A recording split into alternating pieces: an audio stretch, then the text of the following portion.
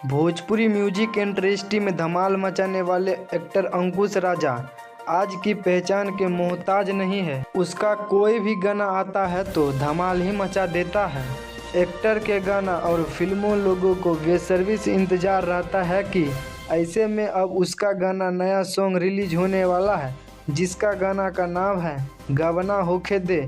Release किया गया है, जिस दर्शकों की ओर से अच्छा खासा रिस्पॉन्स मिल रहा है। इसमें एक्ट्रेस कोमल सिंह के साथ जबरदस्त रोमांस का तड़का लगा रही है, काफ़ी पसंद किया जा रहा है। भोजपुरी गाना गवना होके दे के वीडियो को अंकुश राजा को ऑफिशियल यूट्यूब चैनल की ओर से जारी किया गया है, जिसमें देखने के लिए मिल रहा है एक्ट्रेस कोमल सिंह और अंकुश राजा का कमाल डांस और शानदार केमिस्ट्री दिखा रहे हैं। इनकी तुकबंदी को काफ़ी पसंद किया जा रहा है। वीडियो को देखते ही देखते कुछ देर में करीब 1 लाख व्यूज मिल चुके हैं।